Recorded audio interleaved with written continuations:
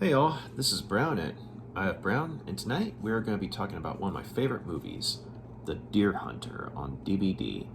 The Deer Hunter came out in 1978 and it was directed by Michael Cimino and was regarded as a masterpiece when it came out, as if not a controversial one, and to this day is still regarded as a masterpiece in many quarters. And it oftentimes, makes the list of, several groups of, say, best films ever made. So, just to kind of give you an idea of, how acclaimed it was and how big of a deal it was.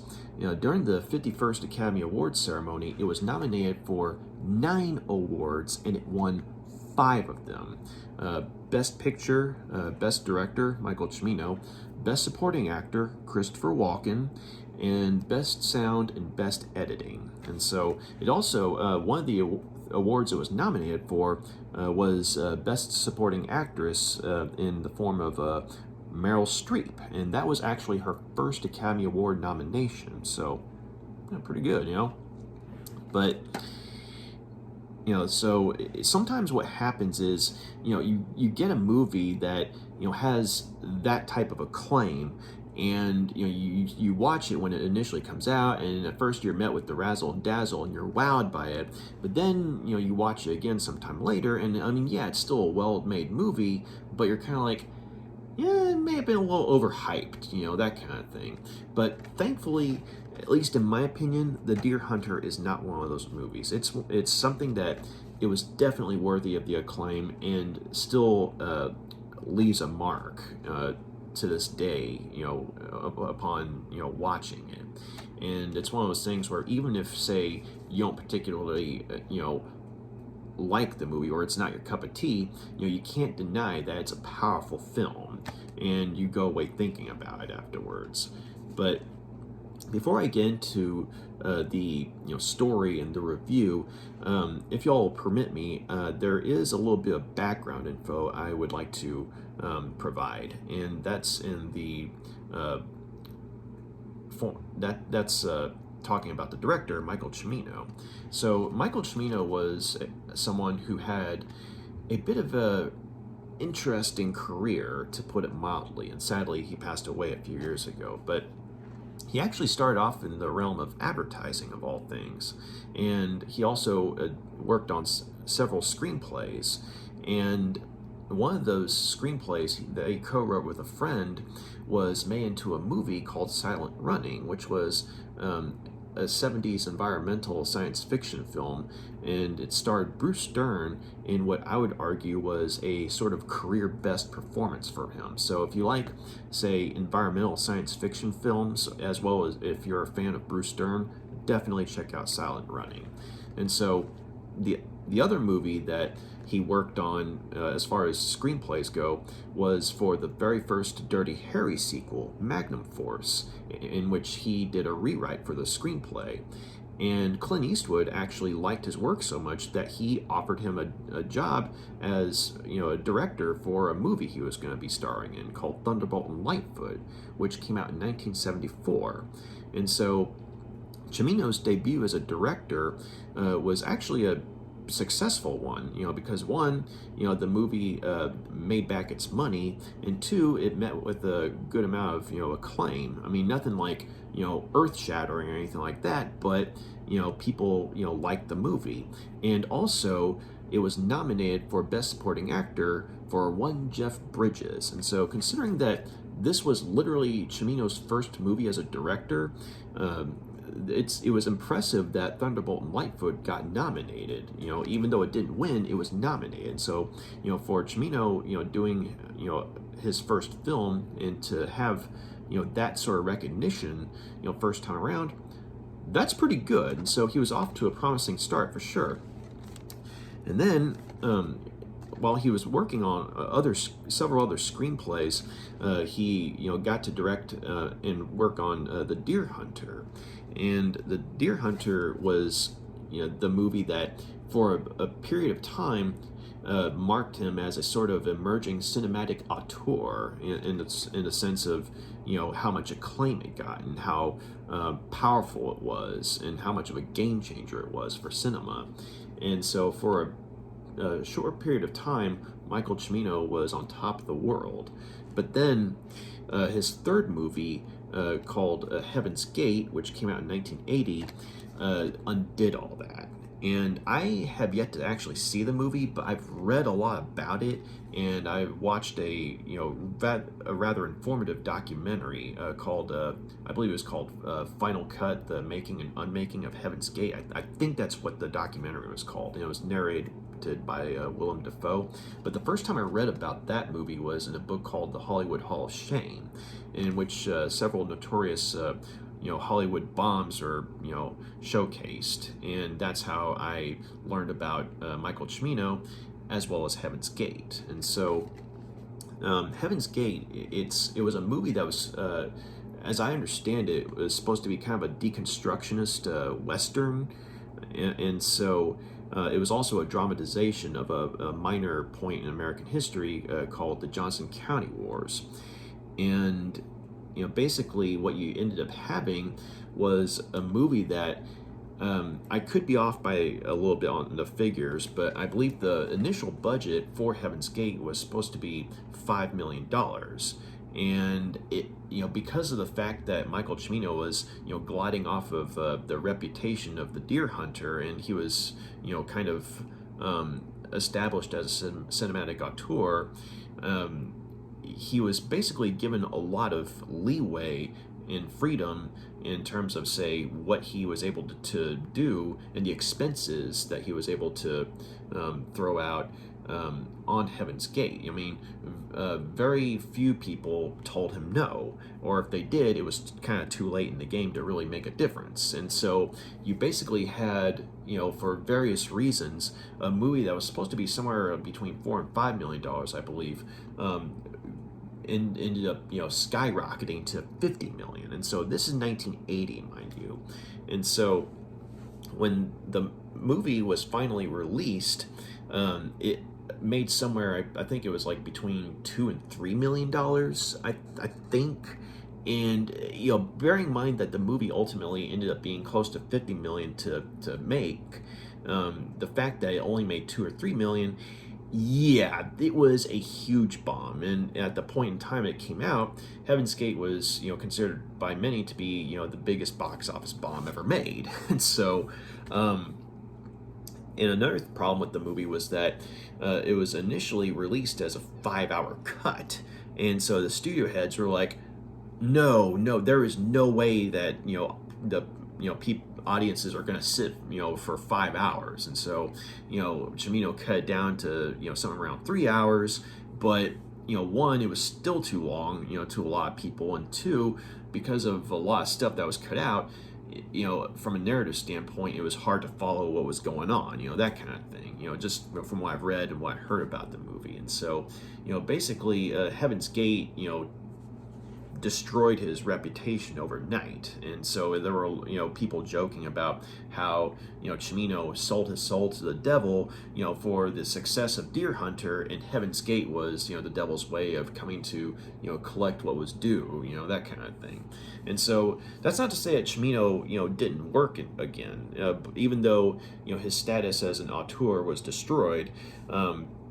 He continued to, write screenplays, and he directed a few other movies, amongst them being Year of the Dragon, starring Mickey Rourke and John Lone, which was actually a pretty good crime drama. But as far as the other 3 movies he made, I don't know much about them. Apparently they didn't do that well, and so he sort of faded off into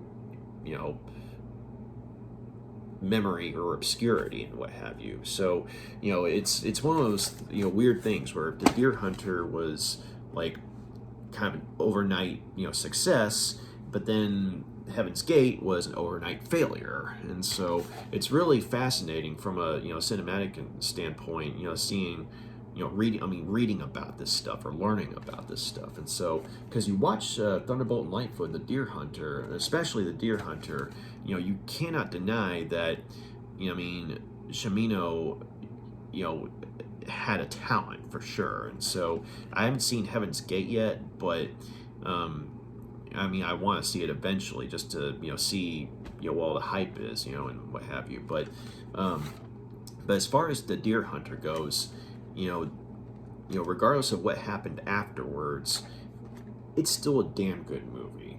And so, getting into the story, it starts off in 1968, and it actually spans into 1970. But it focuses on a group of friends that live in this steelworking town in Pennsylvania, and one of them, Steve, is getting married, and his friends, Mike and Nick, you know, they're involved in the group as well. I mean, their involvement in the group is rather intriguing in the sense that you have all this you have a rather interesting portrayal of the group dynamics and what have you. Mike, played by Robert De Niro, is kind of the de facto leader of the group, and then of course you got Nick, played by Christopher Walken, who is sort of like the second, I guess, and with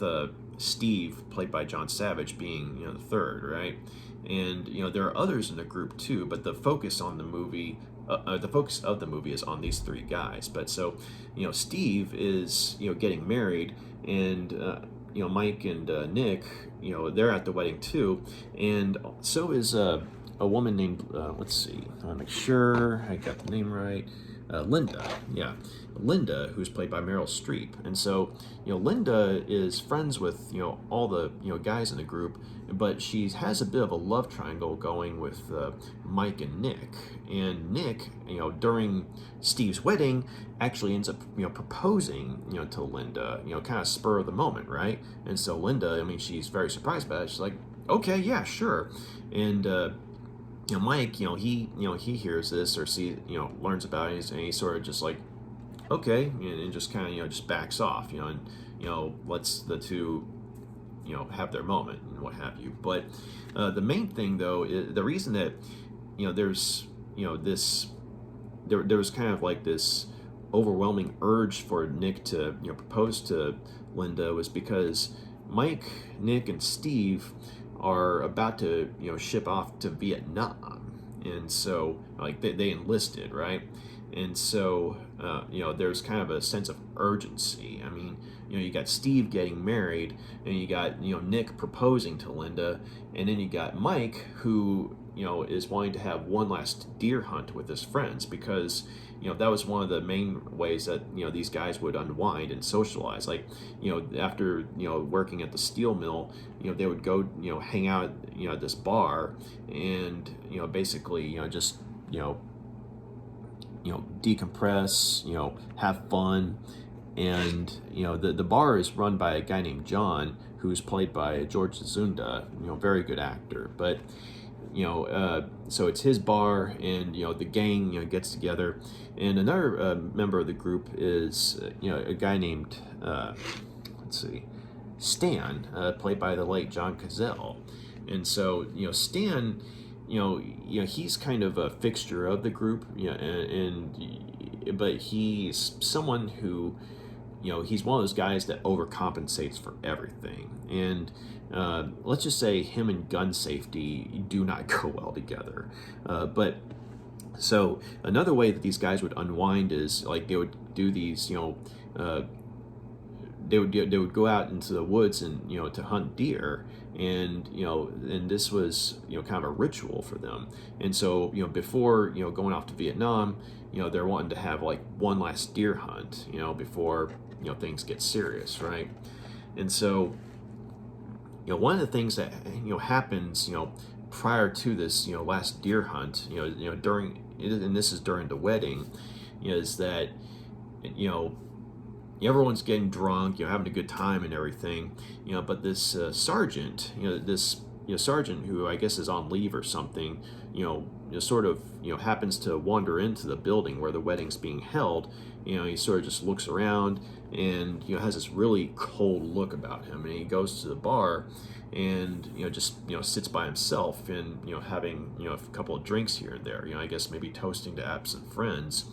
But the three main characters, Mike, Steve and Nick, and a couple of the other guys, they see the sergeant, and they're like, Green Beret! And mind you, these guys are plaster at this point, but they see him and they're excited because, this is a real military, veteran, who's kind of gracing them with, his presence, and you see all the medals and stuff, and they're like, this is a guy who's been in the shit, and so they introduce themselves to him, and they're saying that they're they enlisted and they're hoping to go where the bullets are flying, where all the action is, right? And they're asking if the guy can tell them about it, and he basically just says F it, and like literally just says F it, right? And so they're like, what do you mean F it? He says, and he just sort of toasts, to absent friends or something. He says, F it. And so, they're kind of like, what the hell's wrong with you? And all this stuff. And it's like, here they were trying to socialize with the guy, but he's just sort of, in his own world, basically blowing him off. And so, they're sort of, teasing the guy and everything. And then, they insist that the bartender, get the guy a drink anyway, and so they sort of taunt him at the same time. So, sort of good-naturedly, at least in their mind, and they just, repeat the words he's saying. They say, hey, F it. And he just sort of looks at them with this cold look. And the look says it all. It's kind of like, you'll see. That kind of thing. And so, very intense moment. I mean, it's a very memorable moment in the movie. But, so, after that, after the wedding, the three guys, and the rest of the friends, they, go on this deer hunt, and you get a really interesting portrayal of, the group dynamic, which you also saw in the wedding, because, I mean, it's a very long wedding scene, and, you saw the guys, interacting with everyone, and you see like all these little plot threads unfolding. Like Linda, she actually lives with an abusive father, who gets drunk and likes to hit her, that kind of thing. And so she actually asks Mike and Nick if she while they're serving in Vietnam, if like in the military, if she can stay at their place, because the two of them actually live together, it's like they're lifelong friends and what have you. And so they're like, yeah, sure. And so and also one of the other things that kind of comes to light is that Steve, he's telling Nick and a couple of the other guys, and while he's drunk, mind you, that his wife, I mean the woman that he's marrying, is pregnant, but he never did it with her. And so you kind of get like there's a lot of drama going on here. And then once the friends they embark on this deer hunt, I mean, you see a little bit more of the group dynamic and everything, and you see how Stan, the guy who's always overcompensating, and feels like he has to prove himself, but he's always taunted and everything, and they're always playing pranks on him simply because, I mean, the guy is so obnoxious. He just basically invites the whole yeah, let's tell this guy to shut up, or let's play a prank on him, that kind of thing. But also the bit about him and gun safety not going together. Like, he has this pistol that, like a revolver, that he whenever he takes it out, he always waves it around, and a couple of the guys that sort of just blow it off, but Mike's saying, hey, don't do that, man, because I mean they're hunters and everything, and it's like gun safety is important. So, but anyway, Mike, he makes a kill, and finds he shoots his deer, and that's kind of like the prize, right? And so they head back to John's bar, and afterwards, after they make the drive back, and they sort of party around at the bar, goof around, and then they sort of quiet down. And it's a very solemn moment, because it's like, hey, that we got to have some fun before things get real, because I mean they're excited about going to Vietnam, but at the same time, hey, you're about to fight in a war, so this isn't a John Wayne movie, right? And so then it transitions to Vietnam, okay? And you get the idea that, maybe a year's passed or something. And Mike is, in between, when he, first, got over to Vietnam and when, things pick up again, you get the idea. It's implied that, he's a member of Special Forces now. And, and when it transitions to Vietnam, it's right in the aftermath of this village massacre, courtesy of the NVA, the North Vietnamese Army, and Mike's squad was apparently wiped out with a whole bunch of other people in the village, the South Vietnamese people that were living there, were wiped out. And he sort of comes to and witnesses, one of these NBA soldiers, commit an atrocity by, throwing a bomb into this sort of hideout, where these women and children are hiding. And he throws a bomb into this hideout and basically kills these women and children. And and Mike, he's sort of coming to, and he sees this, and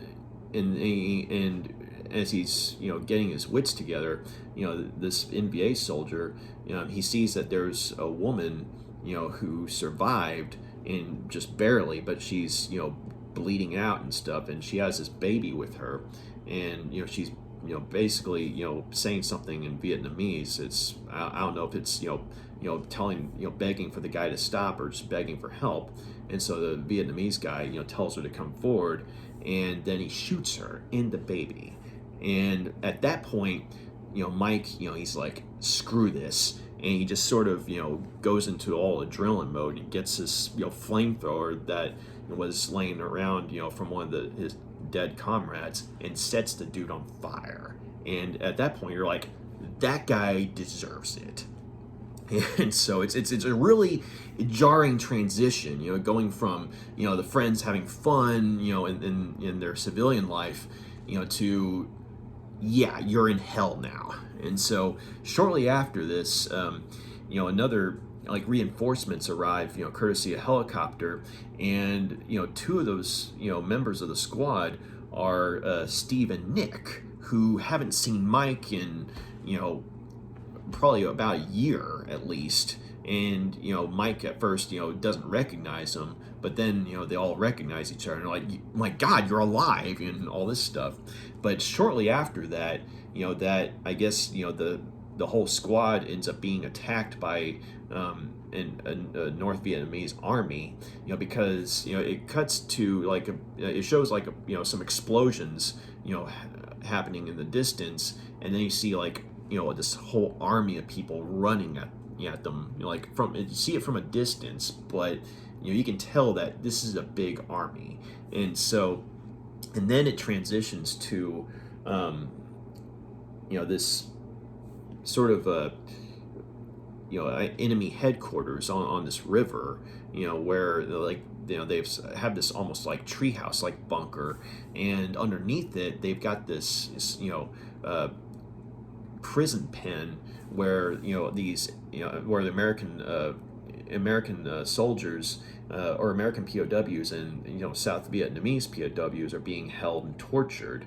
And it turns out that Mike, Nick, and Steve have all been captured, and basically they're being forced to play a very sadistic game of Russian roulette by their North Vietnamese captors. And so they're watching and listening as the people around them are being forced to come up by their captors and sit down and play with one another, two people at a table, right? And they take turns with the revolver, spinning the chamber, and then putting a gun to their head, pulling the trigger, and it's like whoever doesn't get their head blown off is the winner, and so it's really taking a toll on them, especially Steve, and he starts freaking out and having a panic attack and everything. And then Mike and Steve are picked, and poor Nick, he's just getting close to a breakdown himself, as he's in the prison pen, watching all this and listening to all this. And so Mike, he and Steve are forced to play one another. And Mike, I mean, he was the de facto leader in the civilian world, but he's also kind of the de facto leader here. Like, he's trying to be the strong link in this chain of friends that the three of them make up. But he can tell that Steve it has had it. Like, he's got a nervous breakdown going, and their North Vietnamese captors are basically threatening to kill him if he doesn't play the game. And so Steve, I mean, he's crying and everything, and he puts the gun to his head, and Mike's telling him, "You gotta play, Steve. They're gonna kill you if you don't play." And so Steve, he pulls the trigger, but he sort of flinches, and it goes off. Okay, the bullet was in the chamber, and it went through the barrel, but it grazed Steve's head and hit the ceiling instead of killing him, because Steve flinched. And so Steve just starts breaking down, crying and laughing. And Mike, he sort of has this resigned look on his face. He's like, "Hey, you showed them. And that's when the Vietnamese captors, because Chief Steve cheated, they take him and put him in this pen nearby, this cage that's filled with water and rats. And so Steve's having a really bad day, to say the least. And so they throw Mike back into the prison pen below them, and so it's just Mike and Nick, and and basically they're like, "We're gonna die here." And so Mike comes up with a very desperate plan, and he says, "You and I have to play each other, but we have to get more bullets in the gun." And Nick's like, "Are you crazy, man?" Because, I mean, it's bad enough, playing Russian roulette with one gun, but you want to put more in there? And so he said, "Hey, if we don't do anything, we're going to die. But if we do something, I mean, we might die anyway, but at least there's a chance, right?" And so, sure enough, their captors, they force the two of them to play each other. And so they have to go through the motions first. They have to, they actually have to make a token effort to play the game. As in, Mike has to pull the trigger once, and so does Nick. And, poor Nick, I mean, he's, about to have a breakdown too, and the captors are slapping him and slapping both him and Mike. But Mike, he's trying to encourage Nick. He's like, "You gotta do it, Nick. You gotta do it. Remember, we got to do this. We have to play the game." And so Nick, he pulls a trigger, and he and Mike both pull a trigger, and thankfully they're still standing, right? And so after that, Mike, he's talking. He shouts to the Vietnamese captors, and he said, "Hey," and he's signaling, 1, 2, 3, like 3 bullets, 3 in the gun, and so the captors are like, "This guy's crazy," more. You get that vibe, but they are like, "Okay, let's do this." And so, they give the gun to them, and lo and behold, the plan works, and they're able to actually kill their captors and escape.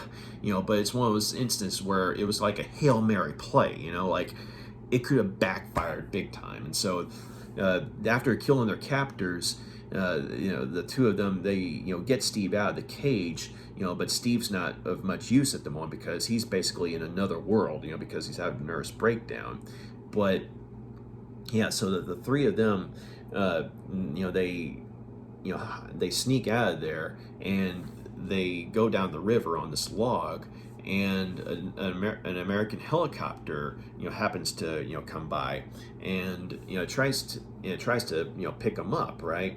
And they're able to get Nick into the copter, but Mike and Steve, they both fall back into the water, and unfortunately Steve ends up breaking both of his legs, and so Mike has to help him out and try and get him into friendly territory. And unfortunately, he finds this sort of convoy of people trying to get out of Vietnam or go to Vietnam, kind of going back and forth, and he finds an American Jeep and flags it down, and it's full of people there trying to get out of there, and so he insists that they take Steve even though they don't have room for Mike, and so they get Steve, and hopefully they'll be able to get him out of there into like a hospital or something.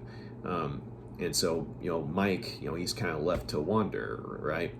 And so, and Nick, I mean, he's just traumatized by the whole thing, and like when he's at, a friendly hospital, I mean, he's being asked questions, like, what are your parents' dates of birth, what are their names and all this stuff, and he's so traumatized from the experience that he can't remember this stuff. And so, it just, all three of these guys have just been really messed up by the experience, and it cuts to, like, I mean, so all sorts of other stuff happens, right? But the last third of the movie, it mainly focuses on how mainly it focuses mostly on Mike, since he was kind of the leader of the group, but you really see how their time in Vietnam has just traumatized them, and basically just really screwed them up, and they're and you see how trying to reacclimate in a civilian world after going through something like that, it's I can't imagine how hard something like that could be, and you kind of get a glimpse of that, just in watching the movie. But yeah, there's there are other things that happen, in the movie, for sure. Like as far as what happens to certain characters later on, but. I'll leave it at that, right? Because the whole Russian roulette thing, it's like the wedding, the deer hunt, the Russian roulette. It's like the wedding and the deer hunt, and hanging out at the bar. That was all just kind of a warm up, right? To kind of get you to empathize, and get to know the characters and everything. But then when you see them in Vietnam and the whole Russian roulette scene, that's when you're like, okay, you're invested. You're on the edge of your seat. And then after that, though, you're just like, you're right there with them. I mean, you're traumatized, right there with them, after the fact. And it's like, you're back in a civilian world, and it looks like an alien planet almost. In terms of it's just not the same. But yeah, this was, I know I told y'all, a big vital part of the movie, right? But it's one of those things where at that moment, that scene, it's you see it, you don't forget, right?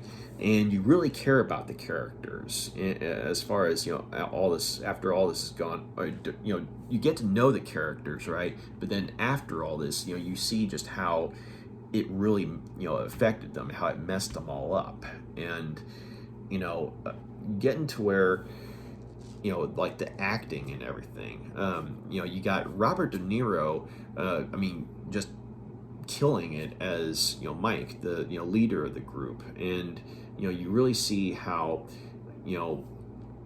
I mean, he was already kind of the glue that was holding everything together in the civilian world. But then when Vietnam happened, I mean, you see how he has a hard time getting back into the swing of things, and being just an ordinary civilian again.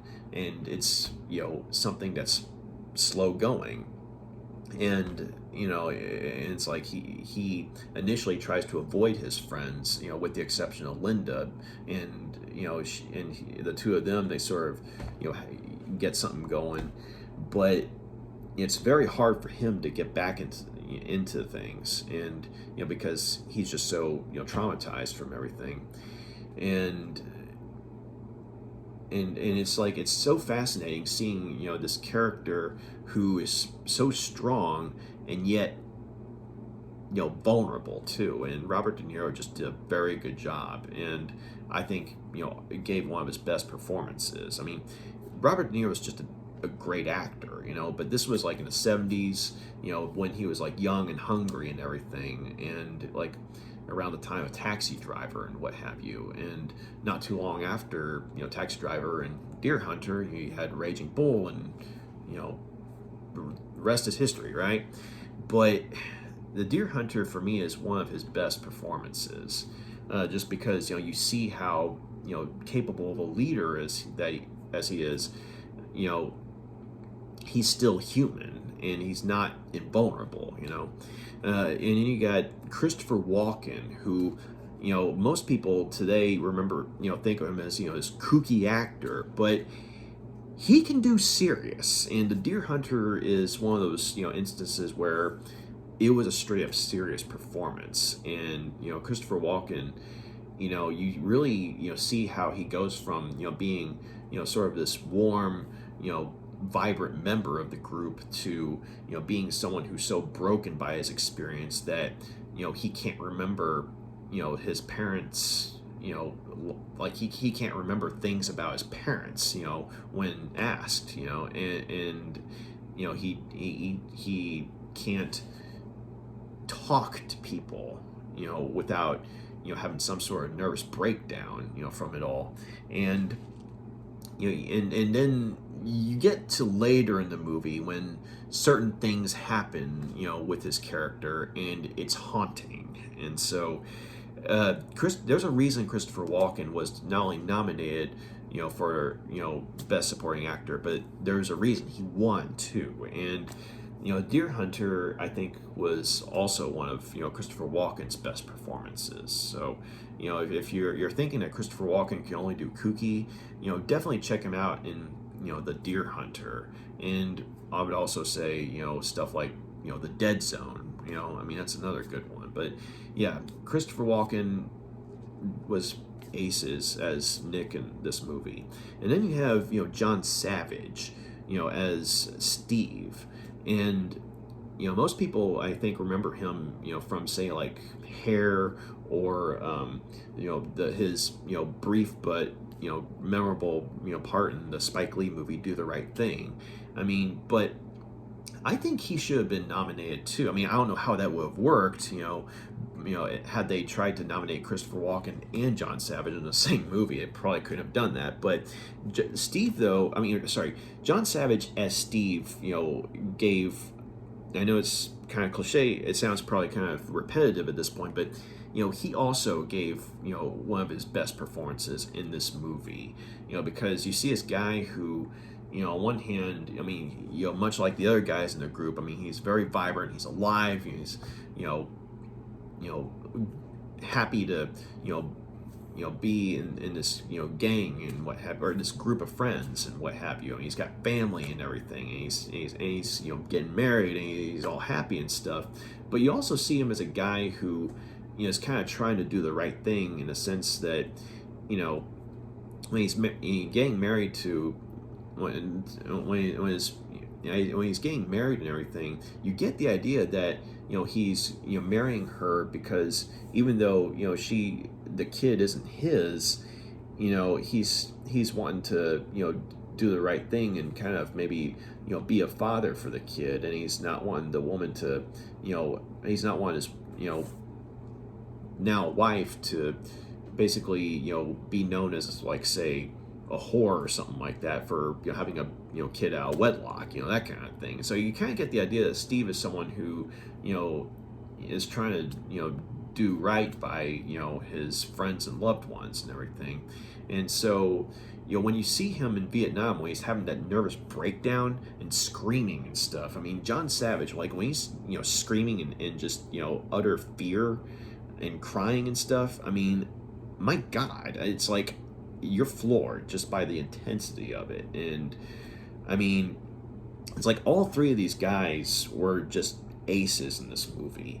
And then, I mean, of course, Meryl Streep, as Linda, I mean, she was, fantastic in this movie as well. And, you really, you feel sorry for her character in the sense that she's having to contend with an abusive father, but also because of the fact that she you realize that she loves both Mike and Nick, but at the same time it's like she can't have something going with one without hurting the other, and even though she loves them both. And of course the fact that they're going away to Vietnam, that's you really feel sorry for her in the sense that she's having to contend with being without those she loves, and then also when she's seeing Mike again after he's gotten back from Vietnam, you really see Meryl Streep do a good job of playing Linda in a way to where she's trying to bring out the humanity in Mike again, and it's a very slow going process and what have you. And Meryl Streep, you just did a really nice job. It's like you felt sorry for her, but at the same time you also saw kind of a bit of warmth to her character in a sense that she was nurturing. And another actor I was wanting to talk about just real quick was the late John Cazale as Stan, because John Cazale is he had the distinction of being in only a couple of movies, but all those movies were highly acclaimed. You had like Godfather 1 and 2, Dog Day Afternoon, and this. I think he may have been in one other movie, but The Deer Hunter was his last movie because it turns out that he was actually dying of lung cancer when they filmed this movie, and they.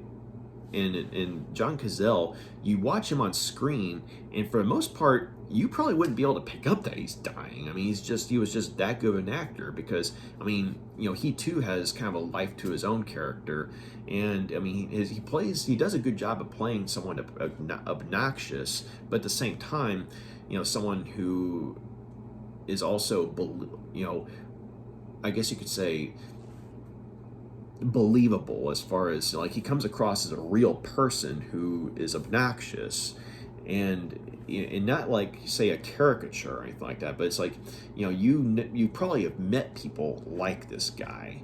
And John Cazale, it's like it's very fascinating because on one hand you kind of laugh at his character, in the sense of, what he kind of brings on himself, and the humiliation and what have you, and pranks, just because he's so obnoxious. And it's like, people try to say, hey, dude, you need to do this instead of doing that. Or, they try to, give him some advice and what have you, but he just sort of blows them off. And you're kind of like, okay, buddy, that's all you, man.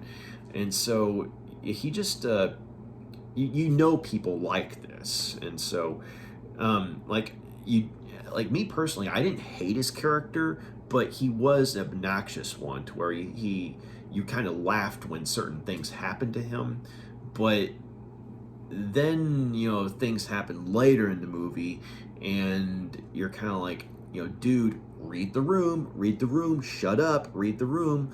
And yes, like the behavior that he had, like with reckless use of firearms. I mean, that may have flown when Mike was still in the group before Vietnam, but after Vietnam, Stan tries to do his usual reckless firearms thing, and Mike's not having it. And so it's like when that happens, it's a very intense scene, and both De Niro and John Cazale, it's like they really put you on the edge of your seat when this confrontation happens. And so John Cazale just did a really good job. But behind the scenes, so not only was he dying, but he and Meryl Streep were actually seeing each other. And so the producers of the movie, when they found out he was dying, they were wanting to recast him, because they were thinking insurance was going to be a nightmare. But Meryl Streep basically threatened to leave the movie if they didn't cast him in it. And so they filmed it in such a way to where, like, they filmed a lot of his scenes first with the group. And so it's really strange seeing that, knowing that he's dying. So once again, I mean, another great performance, by John Cazale, and then of course, George Dzunda, really good character actor. I mean, he's not like one of the main characters, but he's kind of an important character in the sense that he's a member of the group, and he's sort of like the den mother in a way, in the sense that he's the bar, he owns the bar where everyone comes to unwind and relax and everything. And so it was really cool seeing him, kind of in one of his first things, and so.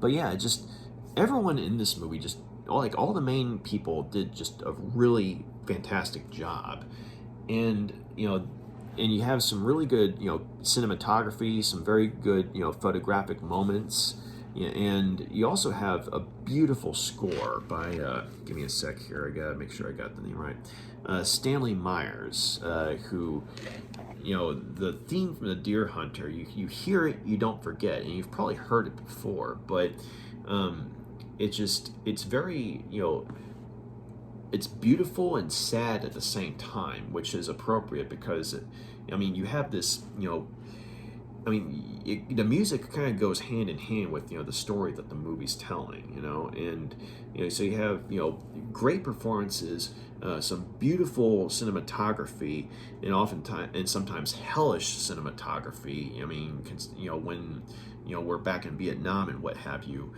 but when it comes to say like the landscape, the like the scenery and everything, like when they're hunting deer and everything, it's just beautiful scenery, beautiful mountains and what have you, and you really get an appreciation for how expansive just pure nature is with the cinematography and everything, which ironically, even though it takes place in Pennsylvania, I believe it was filmed in Washington State, so go figure, right? But yeah, so you really, you watch this movie, and not only are you drawn in by the performances, but you're also drawn in just by how real it all looks, if that makes sense. And so the Deer Hunter, it does what a good movie should do for its audience. It transports the audience to the place that's on screen. And I also thought that it did a wonderful job of showing, just how traumatic, coming back from war can be. And so, so a lot of people, some people have an issue with, say, like the wedding scene and how long it is. But me personally, I actually thought that the wedding scene went a long way towards, helping the audience to get to know the characters and get invested in them. And so it's like when you see them at the wedding, and then you see them like socializing at the bar, and you see them sort of like, just playing pool and goof around and singing along with the radio, and it's like, they're singing along, I love you, baby, and it's like they're all singing together and just having fun, and it's like you really just you like these guys, and it's like, because if you have a spot you like to go to, whether it be a pub or whatever, and there's a certain organic chemistry if you're a regular, and if you're a regular with a group of friends there, then it's all the more relatable, and when you see them in the scenes when they're at the bar, but then so you get to know them and everything, and then when you see them in Vietnam, and then afterwards, the movie just does a wonderful job of showing how much of an impact coming back home from war can have, and how it's like, yeah, you might still be you, but you're not the same person anymore, and home is a totally different place now, compare after what you've been through, and there's a really quiet but still powerful scene where Robert De Niro played as Mike, where he basically kind of skips out on a reunion with some of his friends in town, and goes to a hotel room by himself, and you see him just sort of break down and sort of hunker down, almost kind of into a ball almost, and it's a very powerful scene. It's just him sort of having this little breakdown here, and the music sax playing, and it's a quiet scene, but a very powerful scene too, and it just adds to the whole bit of Robert De Niro just giving one of his best performances as Mike. And in this scene though, you just see how much of an impact his time in Vietnam had on him. And so, I mean, it's just, and of course, okay, the Russian roulette scene, it's, to this day, it's one of the most nerve-wracking scenes I have ever seen, okay? I've seen this movie more than once. I mean, I haven't seen it a lot because it's a very long movie, but whenever I watch the movie and I get to that scene, I still flinch whenever the hammer comes down. When they pull the trigger and the hammer comes down, and it's just a click instead of just a explosion. I mean, or instead of a gunshot, it's just an empty click. I still flinch. Okay, so it's like the editing, the acting, and the overall intensity of that scene to this day is one of the most nerve-wracking scenes I've ever witnessed in cinema. And whether you like the movie or not, you watch that, you get to that scene, you can't deny the power of it. So but yeah, okay, so now that I'm saying the movie's praises, there are some issues with it.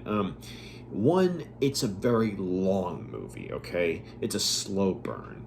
And I mentioned, how some people have had a problem with how long the wedding was, and I can understand that.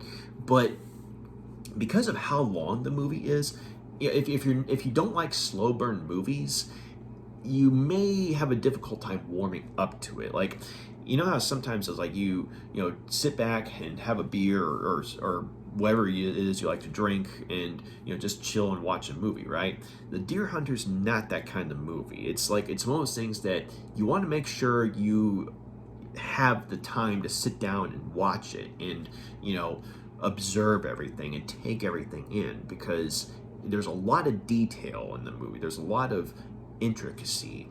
And so it's like you have to be in the right mindset to watch that kind of a movie. And also, it's a very sad movie too. I think that kind of goes without saying. And so, if you're someone who, say, is prone to, I guess, being traumatized or easily unsettled, or if sad movies shake you up, you may want to either skip this movie or time things to where you're not gonna be any more impacted than, say, like you want to make sure you're in the right state of mind when you're watching this movie. If you're prone to, say, being traumatized from certain things in movies, that kind of thing. But yeah, it's a very long movie, and it also is a very sad and depressing movie too. So this is one of my favorite movies, but there's a reason I don't watch it on a regular basis. Like The Fifth Element, I mean, I could watch that movie anytime, and it's a great movie, but then you get to The Deer Hunter though. It's also a great movie, but it is not a happy movie. And so because of the toll it takes, it's not something you can just sit down and watch and be like, yeah, that was a fun movie. It's not that kind of movie. Another thing is, I mean, I'm not like a military expert or anything like that, but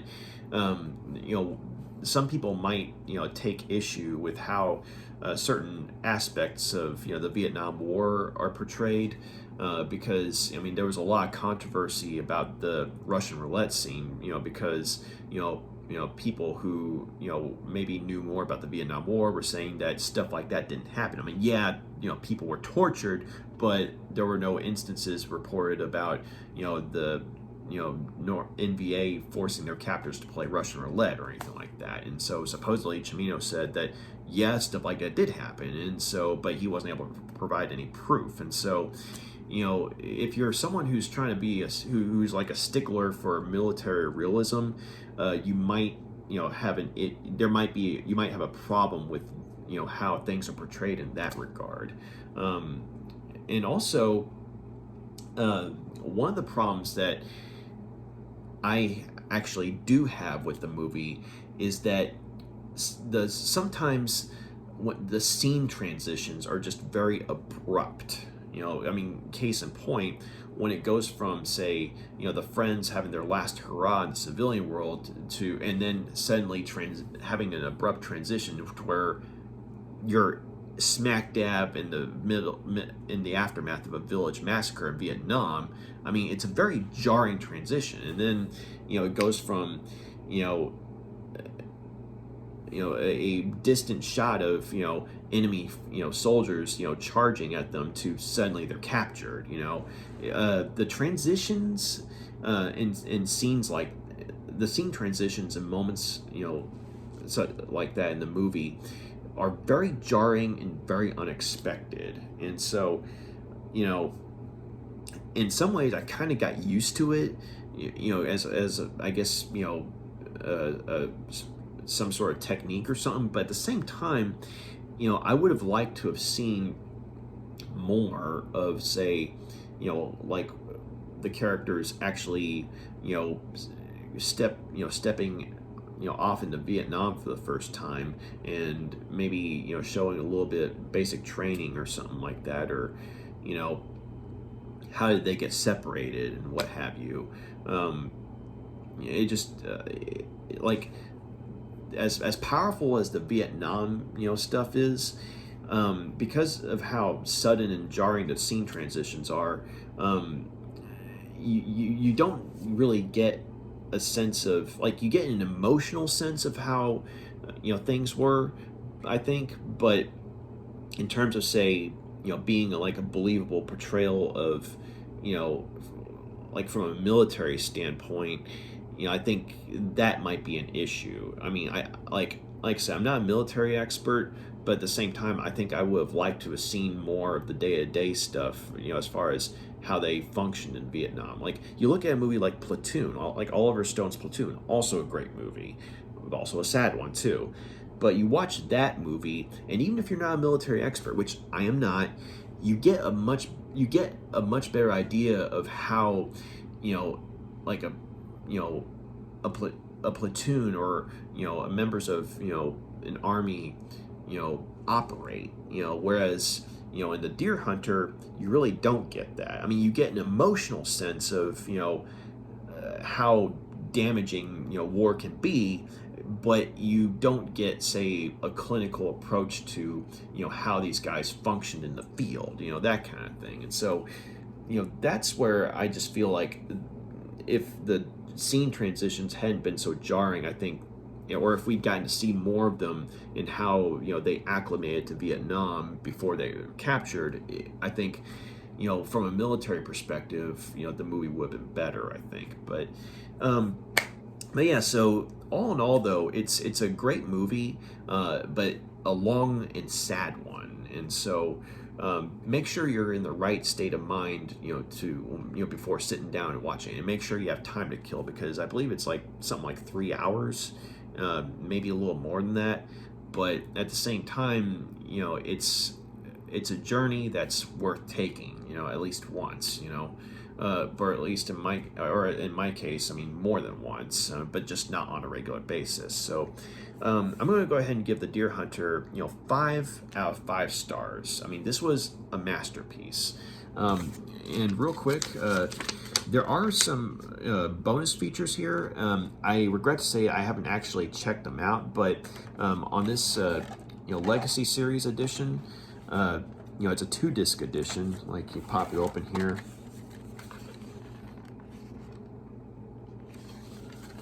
But okay, so you got disc 1. You have audio commentary with cinematographer Vilmos Zsigmond. I hope I'm saying the name right, and film journalist Bob Fisher. And by the way, when I was singing the praises of the film's cinematography, Vilmos Zsigmond was the guy responsible for all that. So so any praise as far, or appreciation for how good the movie looks, that's the guy. That's the guy that deserves all that, right? And it's also digitally remastered with complete restored audio. So basically, there were some earlier releases on DVD, of this movie prior to the Legacy series. And I remember my dad and I watched, it was kind of like a bare bones version of the movie on DVD. And it was very hard to hear, what characters were saying at times. And it was also kind of hard to see what was going on, just because with lighting and what have you. But so if you watch the bare bones version, where the visual and audio quality weren't that good, well, this is definitely a step up. So, but disc 2, you got deleted and extended scenes, theatrical trailer, and production notes. So I definitely need to at least check out the deleted and extended scenes, because I mean, the movie already has a lot, of detail in it, and it'd be interesting to see, what was left on the cutting room floor, So, so like I said, I haven't checked out the bonus features. Like, I haven't listened to the commentary, although I would like to at some point. And I haven't seen the deleted or extended scenes, but it's nice to know that these bonus features are there, because the Deer Hunter, and it's a masterpiece of a movie, and it's only fitting that it has a good amount of bonus features. So yeah, the Deer Hunter, 5 out of 5 stars. An excellent movie. So thank you for taking the time to check out my review. You got any questions, comments, please drop a line, let me know. And if you like what you see here, feel free to like and subscribe. So y'all take care, have a good night, bye.